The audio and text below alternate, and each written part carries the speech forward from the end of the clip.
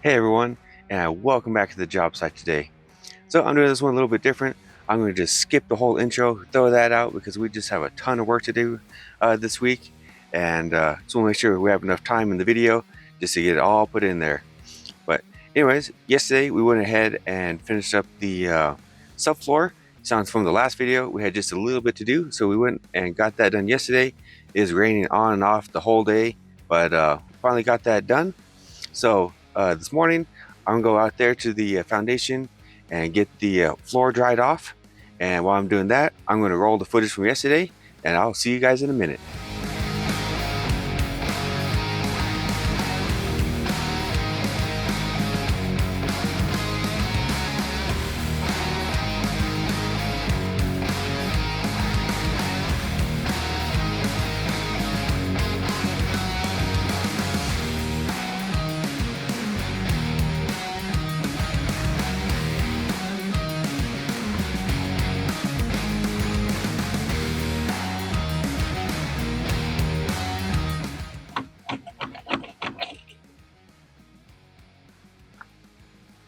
Perfect.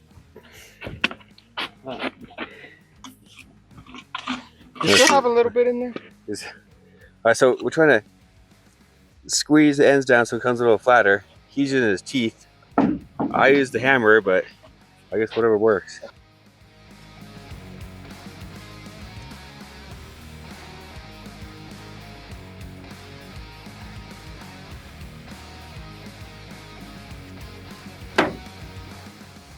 A little more? Yeah, let's get a little more in these gaps there. Yep, too much. Too much? Yep. Yeah, I'll push it back.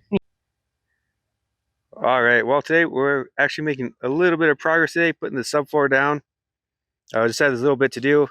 It keeps raining today. Like every 10 minutes, it rains for 10 minutes and then stops for 10 minutes. So we're trying to work in between the rainstorms, but we're getting pretty far there. We put these sheets down there. That one's still loose. On the last video, some of you guys had some really good comments about why am I not putting like blocking in between here. Some questions on how I'm getting these supports put in. And for the blocking here, really only need blocking between the joists here. If it's anything a 2x12 or larger, and these are 2x8, so that's why I'm not like required to put them in there. And also because this is such a short span here from the edge of the wall to the support, and then to the other support, the girders there, it's only 7 feet in between those. So putting any kind of blocking in between my joists here, it's not going to really do any good. It's going to be just kind of a lot of extra work with no real benefits, because these things are so close together. They're not going to twist. Have the girder right in between here. It's not going to bow the floor or anything. So I'm really not worried at all about putting blocking in there. It's just a extra step that's not going to be needed. And let me jump down in the foundation here, show you how I got these supports connected. So under the floor here, these are looking at the supports. When we put these girders in there, I didn't really show the process of putting the supports in. But the supports here, these are actually nailed in from the top, from the girder into there. We have screws from the bottom into the girder there. And for the base here, they're just sitting on there, just gravity's holding them down. Wasn't too worried about getting these supports like super secure or like anchoring down to the concrete, because these beams here, these girders go into these pockets there, so then I can go back and forth at all. And then on top here, we have our joists that are holding them down, so then I can go back and forth. So really, there's no way that these are going to come out. Don't have to do a lot of extra kind of like securing these down. But the block, they are screwed into the girder there, so they're not going anywhere. And with the weight of the house, there's enough friction on the bottom here that's not going to go out and move anywhere. But anyways, that is my answer to some of your comments. So always thanks for leaving those, because I always read them and try to respond as best as I can. But anyways, let's get back on the subfloor here, because it is about to rain again. All right, guys, and check this out. have all the materials. They just showed up during lunchtime. Have all of our sheathing for the outside, all the framing lumber for the outside, the inside walls, the ceilings. We got everything like that. So this house is ready to get put together. And definitely have to give a big shout out to the world's best forklift driver. These ones here are 16 feet long, these boards on top, and he's able to get that bundle between these two trees here, which is only 12 feet across there. Kind of like one of those scenes from Austin Powers where he's stuck in that tunnel going back and forth trying to turn around.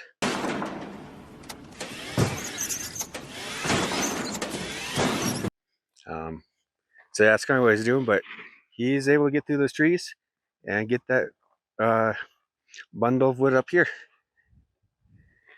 Look at all that work to do. One day later.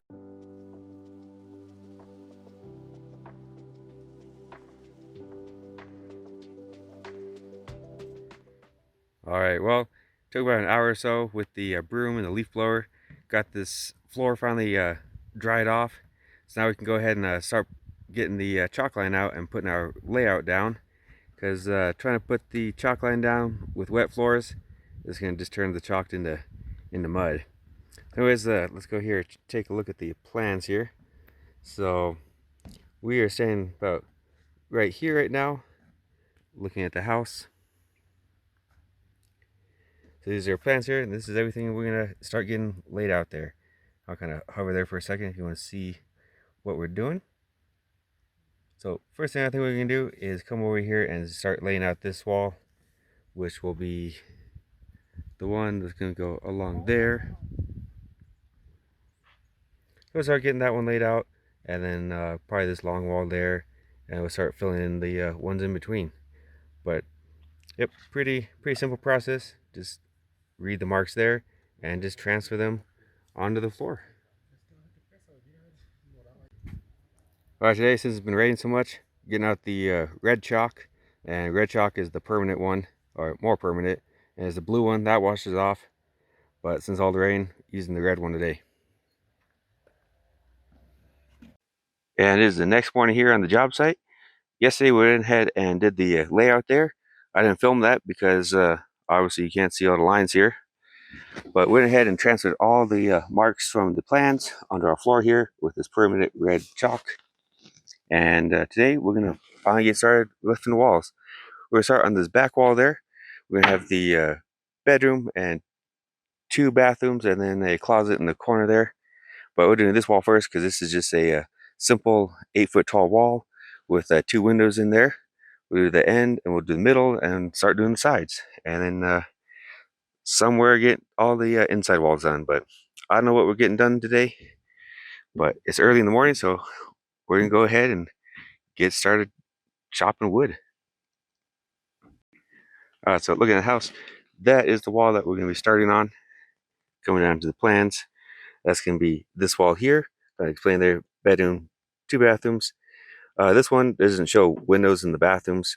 I thought that's kind of weird, so we changed the plans, and we're going to be putting 2 windows behind the toilet there, get a little light in the bathrooms. So we'll get started on that one. We got the miter saw all set up there, so I'm not using the circular saw. I think using the cut station here is going to make things a little bit straighter cuts and hopefully easier for us. Didn't transfer anything there, so No, I didn't.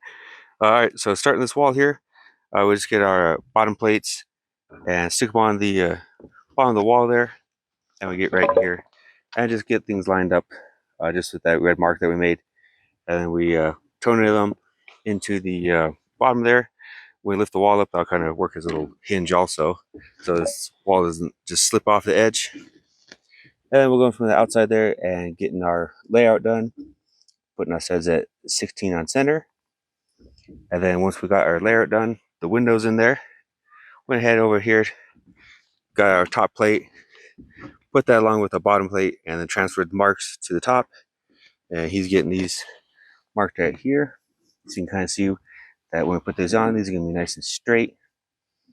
So now that that's done, we can get our count for how many studs we're going to need. And we go over there and start cutting them out.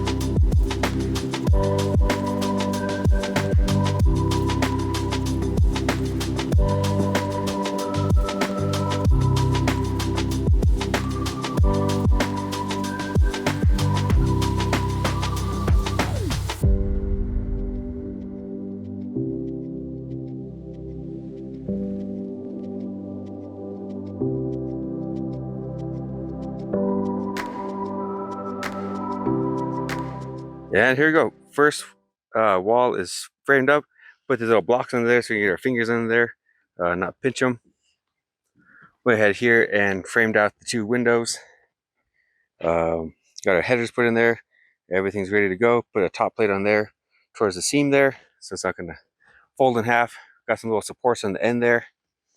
Yeah, I think they 2 of us should be able to lift this one up. It's only 32 feet long, not that heavy. Disability, here we come.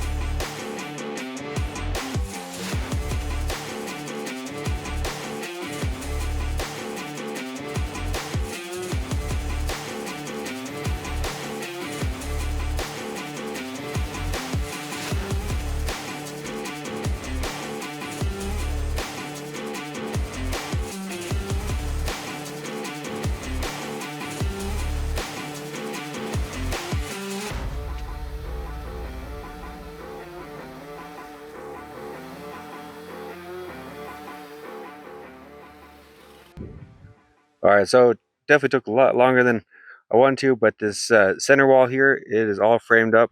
And it just took a little extra time because this one is more complicated than the other ones. This is like the center, kind of like load-bearing wall. And then on this side here, we just have to cut that out and put a beam in there. That's going to be for the covered entryway. And then on the top here, we're going to have 3, 1, 2, 3, 10 by 40 windows. So we had to do little things different to get those framed up for the top there. It has a little hard kind of following the plans to get those ones right. And then in the center of the house there, there's this, we built that beam there, which is going to go on top of the bedroom. And then frame that out wall up there. And why this one's a little harder, we had to build it so we can do it in 3 sections because it's going to be too heavy. So this one here is 1 section, and then we will put up the post there, and then put up our big beam across the top. And then the third one will be that small wall. Will go on top of the beam there, and then we'll get everything tied together. So it's all ready to lift up now. I think it's light enough. So let's get to work, get this lifted up, and see what happens.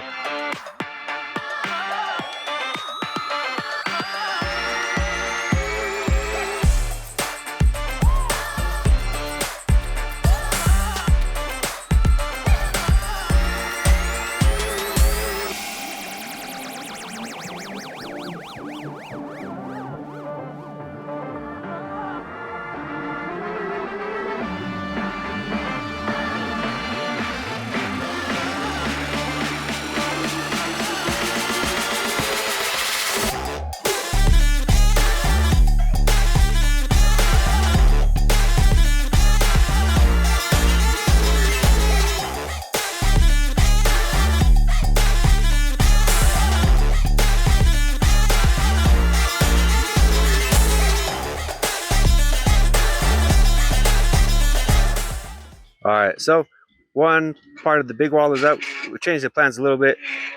Want to put the beam up on that side there, and then the beam that goes across, but it kind of be flimsy. So we decided to change a little bit and build this wall along there, and we'll stand that one up, and then the rest of this wall we will get connected to it, and then this one there will go ahead and support that one. And then building this wall here, something to kind of make things easier. Went ahead and did our measurements on that corner there for the total height we're going to have. Then we came up with this one, did the same thing here, did a total height, and then in between there, see that there, we did a chalk line all the way across, so then we can kind of follow that with our top plate there and be able to measure out the studs in between there.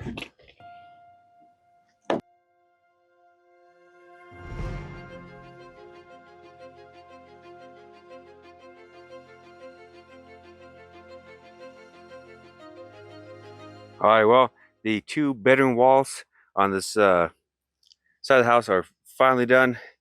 Took just forever to get these headers put in there and all the little angle pieces in there and on that top window. It's finally done. We double checked everything. Everything's looking good. Measurements are good. So now it's finally time to lift this wall up. So then we can go ahead and put this other wall on there, which is laying down there. So that one can be supported by this one. And then when that one's done, we will go to the other side of the house here, right over here to the other bedroom, and start to put this wall down there. So let's start lifting.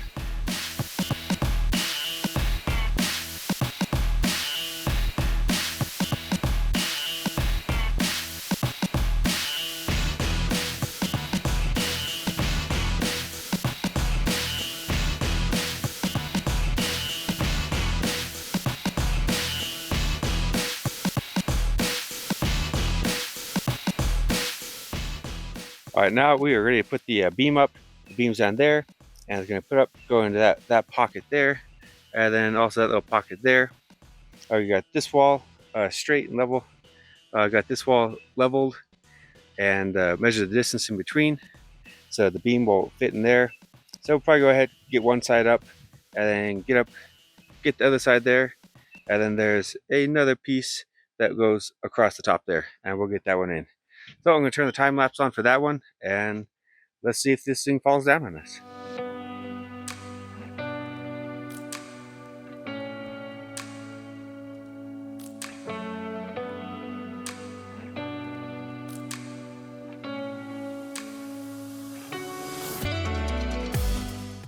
All right, man, we messed up the plans here. So that wall there is actually supposed to be as high as that wall. So I think we're off by a couple feet. Only a couple. No, not really. What we have is that little wall there that's gonna go on top of this beam there. That'll bring that one up to that height, and then this wall down there will attach to the bottom of that one. So the bedrooms here, the ceiling is lower here than in the other room there, where we have the high ceilings. So beam didn't fall on us. Let's get that little wall up there.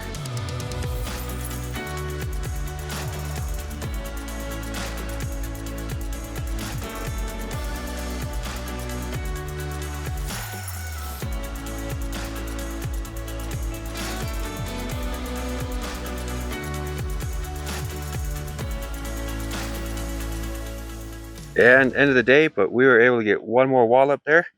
This one's a little simpler on this one here because it's just like the other side, except this one just has one big window in it. And this window, when you stand that up, this is the master bedroom. So a nice little view looking behind the tree there, and have the closet there. And going up to the top there, this will be a nice room with 10-foot ceilings. So end of the day, let's get this wall stood up.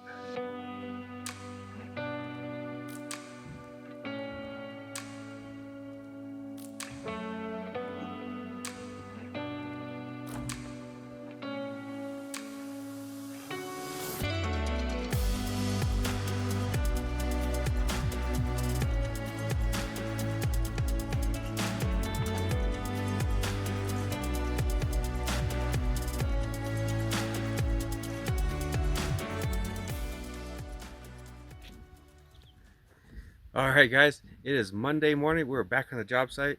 I didn't do a video for you guys last week because I didn't want to break this up into 2 parts. So I'm going to just give you one big long video so we can get the whole house framed up on the exterior, and you can just have that in one sitting. So here's what we got here early this morning. We got this bottom wall here framed up. So down there is actually where the living room is, and then right behind me is where the kitchen is. And this wall went together pretty quick because it's just a 10-foot wall. No windows, nothing in there. So that's done, and now we're kind of getting things ready. He's getting that support down and move to the other side, so we can go ahead and stand this wall up. Let him do that, and then time to get one more wall up.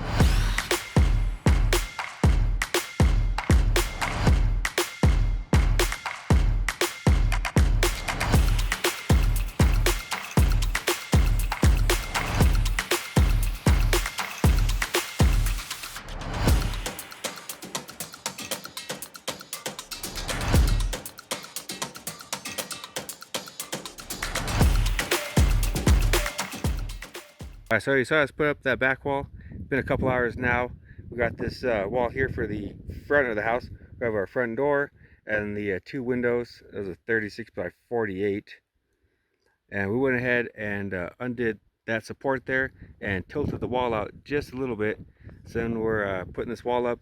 It's not going to get stuck between the 2 walls. That's what we're hoping. Hopefully we didn't have it in too much. But anyways, let's get this wall put up.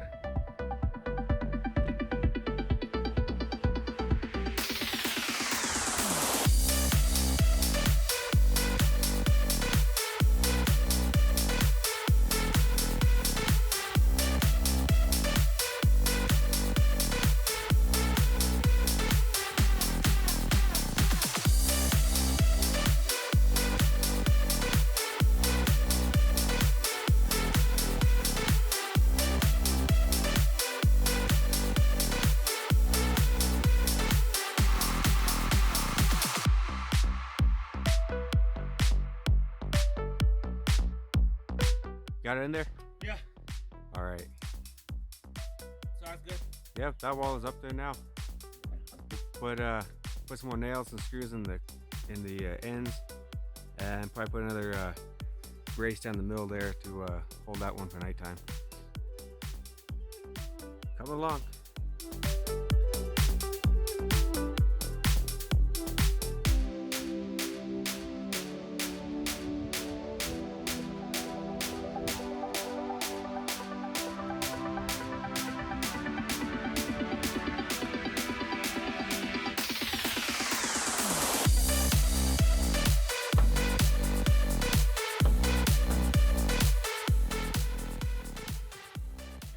Alright, so you saw we just got this final wall up here for the kitchen.